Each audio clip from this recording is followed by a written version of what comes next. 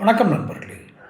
அரசு ஊழியர்களுக்கு அறிவிக்கப்பட்டுள்ள இந்த ஓய்வூதிய திட்டம், புதிய ஓய்வூதிய திட்டத்தை புதிதாக அரசு அமைப்போம், முதலமைச்சராவோம் என்று சொல்லிக் கொண்டிருக்கிற தாவேக கட்சியினுடைய தலைவர் விஜய் அல்லது அந்த கட்சி வரவேற்கிறதா, அல்லது இதற்கு ஏதாவது விமர்சனம் செய்கிறதா, அல்லது இது முற்றிலும் நிராகரிக்கப்பட வேண்டிய ஒரு விஷயம் என்று கருதுகிறதா?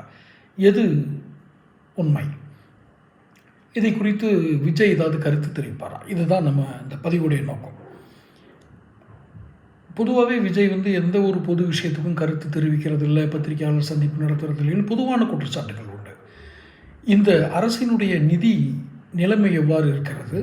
ஏனென்றால் இவர் முதலமைச்சராக வருவதற்கு, அவர் வாயிலே சொன்னது தான், அவர் முதலமைச்சராக வருவதற்கு முழு முயற்சியும் செய்து கொண்டிருக்கிறார். அப்போ அவருடைய கடமை இது போன்ற அரசு ஊழியர்களுடைய ஊதியம், ஓய்வூதியம், இதை குறித்தெல்லாம் பொருளாதார புத்திசாலிகள் அவர் பின்னால் இருப்பார்கள் என்று நான் நம்புகிறேன். யார்? விஜய் பின்னாடி இல்லாமல் அவர் முதலமைச்சர் கனவு காண முடியாது. ஒரு முதலமைச்சர் என்ற நிலைக்கு வர வேண்டும் என்றால் அவருடைய அடுத்த நிலையில் இருக்க வேண்டியவர் நிதியமைச்சர், இந்த நிதி ஆளுகை உள்ளவர்கள். இப்போ இந்த நிதி ஆளுகை உள்ளவர்கள் இந்த ஓய்வூதிய திட்டத்திற்கான என்ன வரையறை வைத்திருக்கிறார்கள்?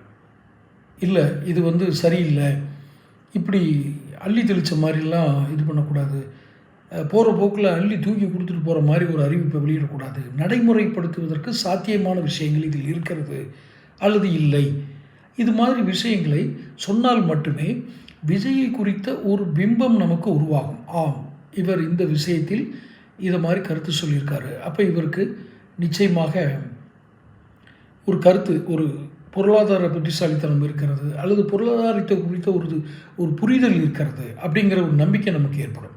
இப்படி எந்த பொருளாதாரம் இல்லை, எந்த ஒரு விஷயத்தையுமே, சட்டம் ஒழுங்கோ, இந்த ஆட்சியினுடைய நிர்வாகத்திறமையோ, தீய சக்தின்னு குறிப்பிட்டார். அப்போ அந்த தீய சக்தியினுடைய திட்டங்கள் நல்லதாக கெட்டதான்னு சொல்லணும். கரெக்டாக?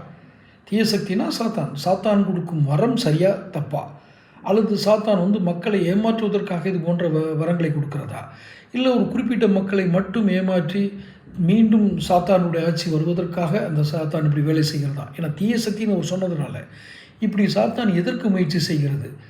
அப்போ இதெல்லாம் நம்பாதீங்க, சாத்தானுடைய வேத குரல், சாத்தான் வேதம் ஓதுகிறது, இதெல்லாம் நம்பாதீங்க, இதை உங்களால் செய்ய முடியாது அப்படின்னு சொல்லணும். அல்லது இல்லை சார் தான், நான் தீய சக்தின்னு சொன்னது தப்பு, இப்போ சொன்னது சார் தான் சொல்லணும்.